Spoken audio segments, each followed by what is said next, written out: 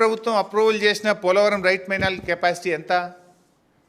11,500. కేంద్ర ప్రభుత్వం టెండర్లో ఆ రోజు నేషనల్ ప్రాజెక్ట్గా గుర్తించినప్పుడు పోలవరం రైట్ మెయిన్ కెనాల్ యొక్క కెపాసిటీ 11,500 క్యూసెక్కులు. ఇవాళ వీళ్ళు ఎంత పెట్టిండ్రు? ఇలా 23,000 క్యూసెక్కులు. 18,000 ప్లస్ 5,000 23,000 పెట్టిండ్రు. అంటే ఎగ్జాక్ట్లీ డబుల్. 11,500కు డబుల్ కెపాసిటీతో కెనాల్ తవ్వుతున్నారు. పోలవరం రైట్ మెయిన్ కెనాల్ ఎట్లా తవ్వుతారు? రోజు 2 TMCలు, మోర్ దాన్ 2. 11,000 ప్లస్ 11,000 22,000 ఉండాలి. 23,000 తీసుకుపోతున్నారు.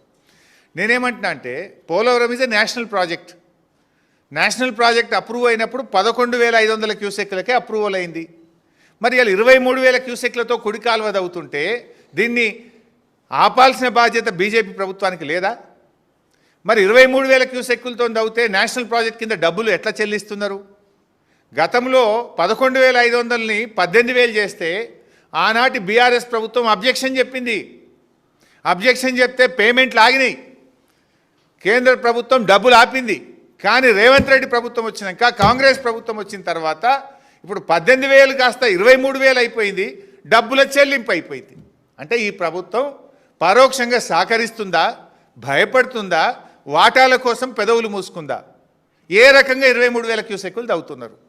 తవ్విన ఆంధ్రప్రదేశ్ది తప్పైతే దానికి సహకరించి బిల్లులు చెల్లించిన బీజేపీ ప్రభుత్వాన్ని కూడా తప్పే కదా. అంటే బీజేపీ ఇటు ఆంధ్రప్రదేశ్ ఇద్దరు కలిసి ఎవరు గొంతు నొక్కుతున్నారు? తెలంగాణ గొంతు విసుకుతున్నారు. తెలంగాణ గొంతు విసుకుతుంటే ఈ రాష్ట్రంలో అధికారంలో ఉన్న ప్రభుత్వం ఎందుకు నోరు మూసుకుంది అని నేను అడుగుతా ఉన్నా.